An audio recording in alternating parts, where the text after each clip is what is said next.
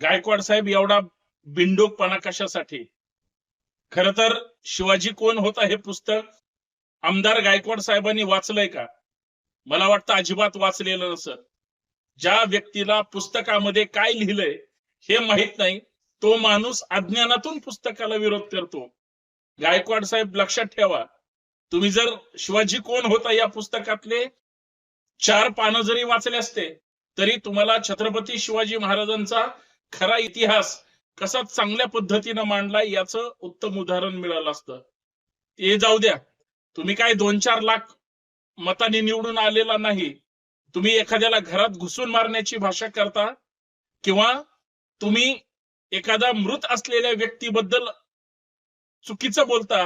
एवढंच काय, छत्रपती शिवाजी महाराज बद्दल बोलताना तुम्ही शिवाजी तुझा काय बाप लागून गेला काय हे वक्तव्य तुम्ही करणं म्हणजे तुम्हाला छत्रपती शिवाजी महाराजांबद्दल प्रेम नाही, तुमच्यातला खोटा शिवप्रेमी हा तुम्हाला बाहेर काढून मी कसा दीडशहाणा आहे हा दाखवण्याचा तुमचा केविलवाणा प्रयत्न आहे. खरं तर मला एकनाथ शिंदे साहेबांना प्रश्न विचारायचा आहे की पानसरेंबद्दल किंवा एखाद्या व्यक्तीला घरात घुसून मारण्याबद्दल तुमचा आमदार जर अशी भाषा करत असेल तर हे तुम्हाला मान्य आहे का? आणि का हो गायकवाड साहेब, तुम्हाला एवढं छत्रपती शिवाजी महाराजांविषयी प्रेम होतं तर छिंदमच्या वेळेस कुठल्या बिळात जाऊन लपला होता? त्या राहुल सोलापूरकरच्या वेळेस गायकवाड साहेब कुठल्या बिळात जाऊन लपला होता?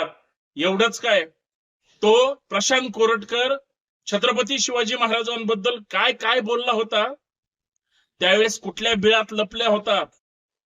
कुठं उंदीर मोजत बसला होतात का? जेम्स लेनच्या वेळेस कुठं होतात तुम्ही? अहो, ज्या माणसानं खरा इतिहास मांडला त्या माणसाचा इतिहास तरी समजून घ्या. आणि राहिला प्रश्न गायकवाडांच्या बुद्धीची, तर खरं तर बुद्धीची कीव येते यांचं शिक्षण किती आहे? ज्या व्यक्तीचं शिक्षणच नाही, त्या माणसाला पुस्तकात काय लिहिलंय हेच माहित नाही, त्या माणसाचा अज्ञानपणा आज जागतिक पुस्तक दिनाच्या दिवशी उभ्या महाराष्ट्राला कळाला. पुस्तकाला विरोध करून, आणि तेही धमकी वजा.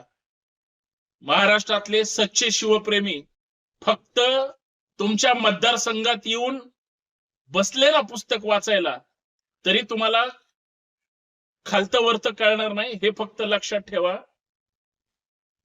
आणि महाराष्ट्राची माफी मागा, एवढंच मला या माध्यमातून सांगायचंय. आणि एकनाथ शिंदे साहेबांनी गायकवाडांच्या या भूमिकेबद्दल त्यांचं आणि सरकारचं काय मत आहे हे सुद्धा जाहीर करावं, अशी संभाजी ब्रिगेडची मागणी आहे.